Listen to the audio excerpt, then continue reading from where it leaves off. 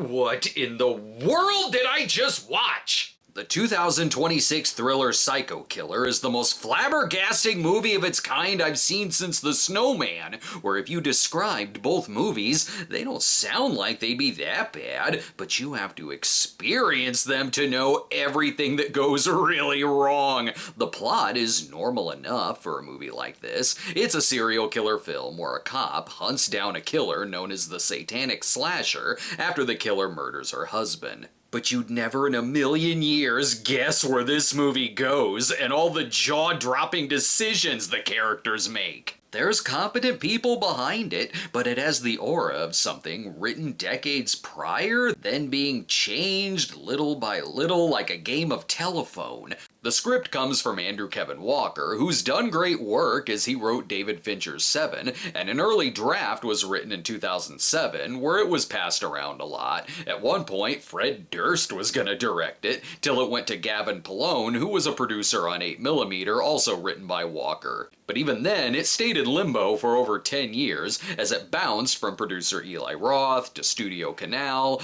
then to New Regency and 20th Century Studios, where red flags seemed to pop up when this movie from a major studio was just dumped into 1,000 theaters with very little advertising. The opening definitely tells me that whoever the killer is gonna have something to do with Satan. You can't be a killer in a movie universe without someone taking newspaper clippings of your crimes and putting it through blood-red vision and 7-light grainy flickering. Can't tell if I'm about to watch a horror movie or one of those VHSs telling me why I should stop listening to rock music. On the plus side, it is reminding me that maybe I should pop a couple of headache pills before watching this. And with the immediate appearance of snow, I will consider this part of the Snowman universe. And like that film, this isn't a badly shot movie. They'll be safe from Satanists of all kinds. Why? Because the town is named after Colby the Christian Computer, of course. He's already on his reign of terror, that being going over the speed limit. Letting him off with a warning will make him see the error of his ways, and he'll never commit deadly traffic crimes again. So it's here we get a taste of just how truly odd some of the filmmaking decisions are.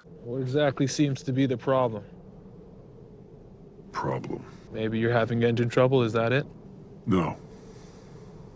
I'm tired. What is that voice? I didn't add that. The Satanic slasher spends the whole movie with a ridiculously dubbed voice, where people just react to it as if it's normal. Our hero is Jane Archer, played by Georgina Campbell, and she and her husband Mike are highway patrol officers, and even this is odd. You run plates? I'm about to if you let me do my job. Love you. Love you. Why are they having this conversation over their radios? You can't hear each other? I bet we'll get to know them a lot more as a couple before tragedy strikes.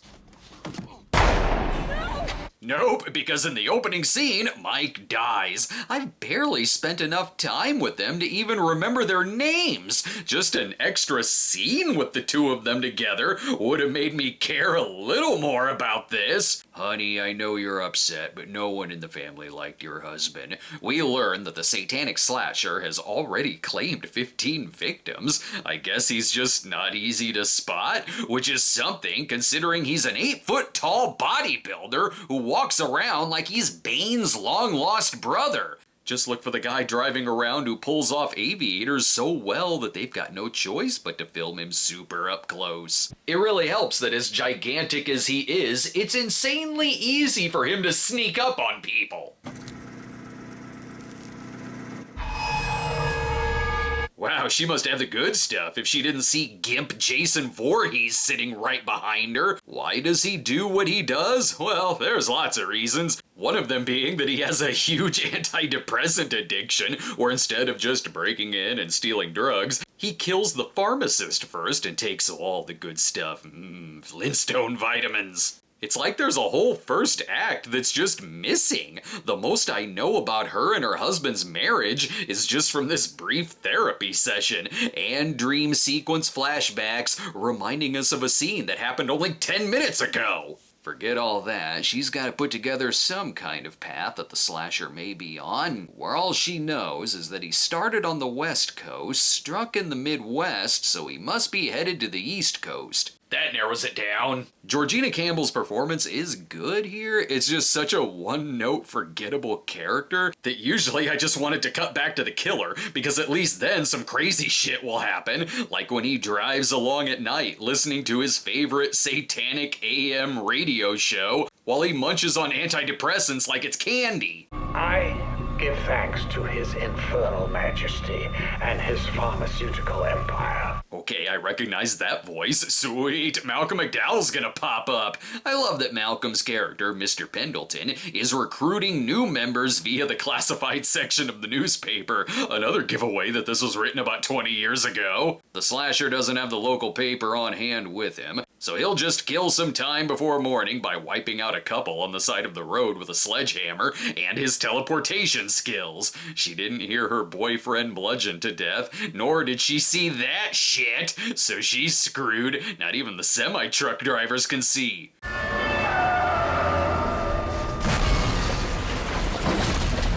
Whoa, that one's not on me. Same with a hugely random excuse for an explosion budget. This should make it easy enough. Just find out which roads have dead bodies and exploding trucks on them. Or not, none of that shit gets brought up again. He's even taking out classified ads. I want to put in a classified ad. Will you take a credit card number? He's got a credit card? That's one thing he does steal off of his victims. That should make him easier to trace. But no, apparently they only catch him if he speeds. And seriously, is that voice supposed to be scary? It always comes across like she's hunting a character from Metalocalypse. Let's take a break. Christ, screw this place. They don't even have a Whataburger around here. Come see us at our upcoming June conventions, like SoCal Gaming Expo, June 6th through the 7th, plus I'll be at Planet FunkCon, June 26th through 28th in Davenport, Iowa. Hope to see you there.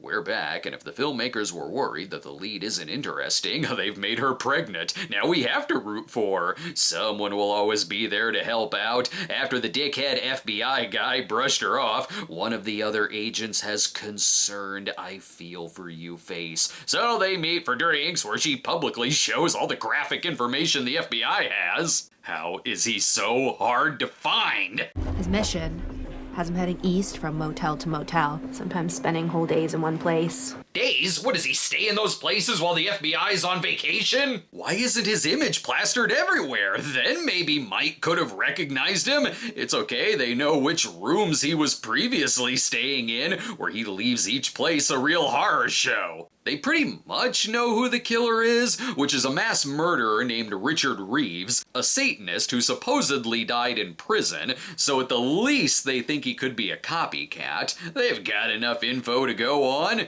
In the next day or two, this is where he'll actually be.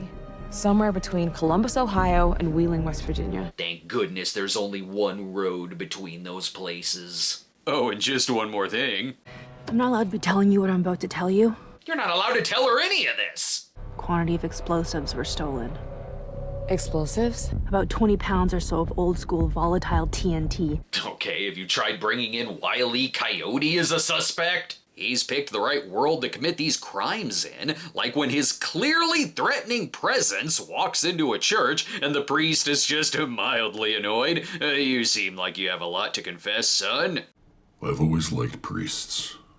Oh, that's good, my son. Very good. Do people normally go into your confessionals talking like Dr. Claw? No one has a realistic reaction to anything, except when he kills the priest to drink his blood, as you do. And hoo-hoo, ironic. This movie's so clever. Look at this, the waitress is more weirded out by her reading What to Expect When You're Expecting right next to the Satanic Bible. You could have just combined the two and read Rosemary's Baby instead. The slasher is somehow both hard to find and easy to find. Hard to find in that he sticks out like a sore thumb, yet no one spots him. Then he's easy to find because one of the first motels she goes to just happens to be the one he's staying at. And not only that...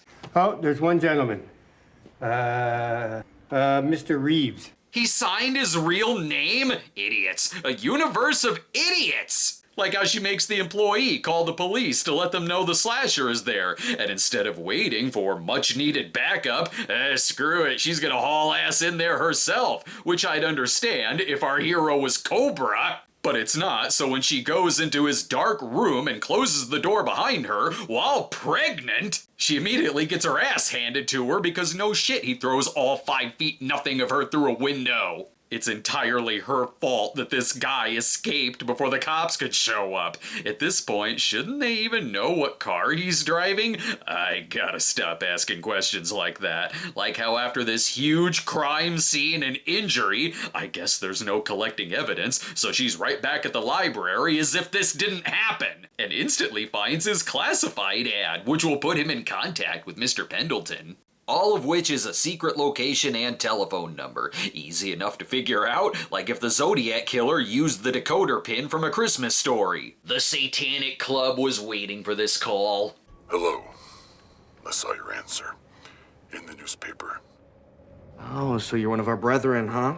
No, I'm your DoorDash driver. I'm just checking if you wanted the Diet or Pepsi Zero. Now he is officially invited to a meeting with Mr. Pendleton and his associates. Unless he made a wrong turn and ended up at the Forge. That'd be amazing. Gotta love any mansion of Satanists that have the courtesy to come out and greet you in a golf cart. Is the movie a freaking comedy? In this section, it seems like it is. I love this. When he goes into the dining room, it actually does look like they got DoorDash. The Satanists are all sitting there eating takeout Chinese. I, for one, love worshipping at the altar of Satan with a stomach full of egg rolls and hot mustard. Welcome, brother. What brings you to our flock? I need information. Information that benefits us all. Finally, someone looks put off by the slasher's voice. And you're supposed to say grace before you start eating? Hail Satan! Hail Satan! I live to serve him. Yes, that's nice. Say, did anyone get an extra fortune cookie? They seem to have forgotten mine. It goes without saying that Malcolm McDowell is the only actor in this who seems fully aware of how absurd the film is. Just look at the last line of the scene. Hallelujah! Any more sweet and sour? Okay, now that he's downed his sweet and sour with extra pineapple, the slasher is free to relax in his room. Turns out the slasher just needs some info on a man that he's looking for, and don't worry yourself about the answer to that yet. Trust me, you'll find out. The slasher now seems worried that Jane may be a teleporter. A minute ago, she was on the road, now she's leaving headquarters for a press briefing, and then she's back on the road again. The scene placement here is so random. Just get back to the Satanists.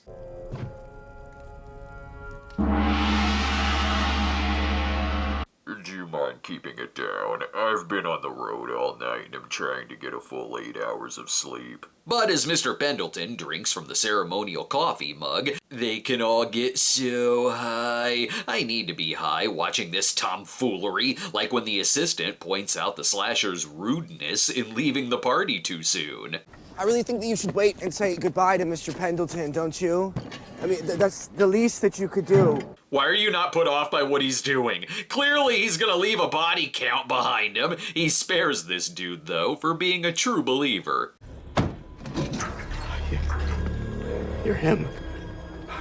You're the slasher. What was your first freaking clue? It's a shame that I can't show a lot of this scene, because it is the best scene in it, where they all strip down naked for an orgy, and in one take, the slasher walks through and butchers all of them, including Malcolm meeting his orgy demise Caligula style. There are 7. If you're wondering why Jane hasn't shown up to save them, it's because she already has a genius plan.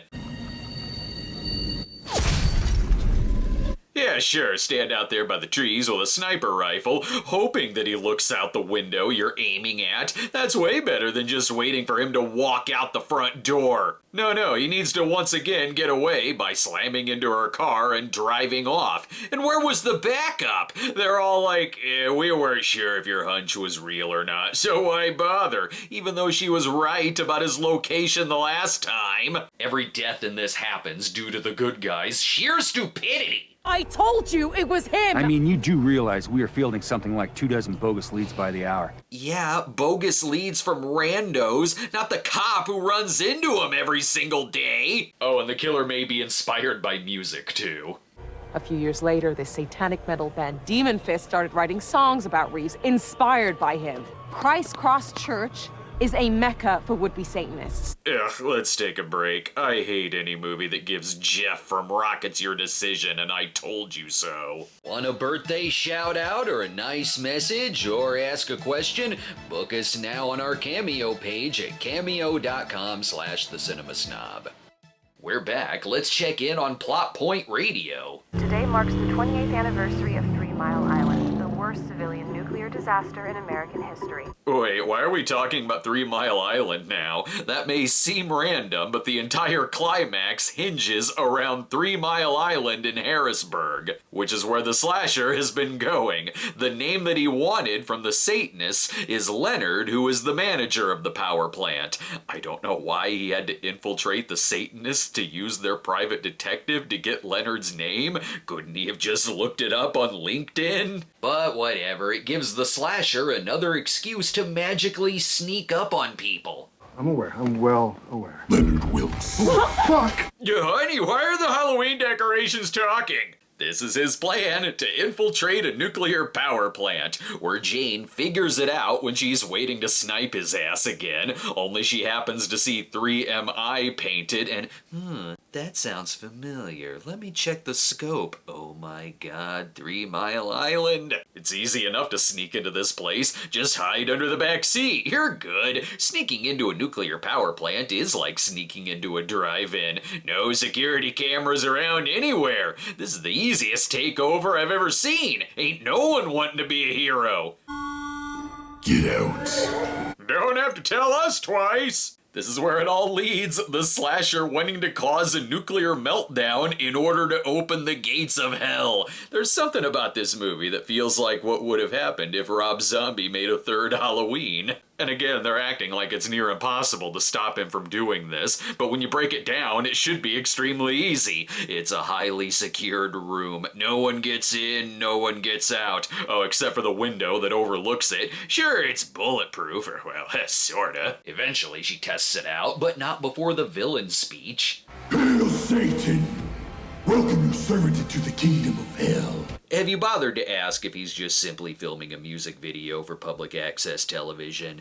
I don't know if I've ever seen a movie that's part serial killer film, part China Syndrome, and part satanic panic scare flick. Finally, she starts shooting at the window, which was only semi-bulletproof. Why didn't you try that as soon as you walked in? And why are you just wounding him instead of blowing his freaking head off? I think maybe they wanted to sequel bait. He's still alive by the end, and it's revealed that he is mass murderer Richard Reeves and not a copycat, which makes it more confusing. The news said that Reeves died in prison, so did he fake his own death? Did he escape prison? How did he get out? If he escaped, that's another reason there should have already been a nationwide manhunt. No time for answers, we only got a few minutes left, so we have to add in the cliched fake-out dream sequence part. Then it's back to jail for Richard, where they're kind enough to let him keep his mask. It's too bad the movie bombed. I so would have watched a sequel to this.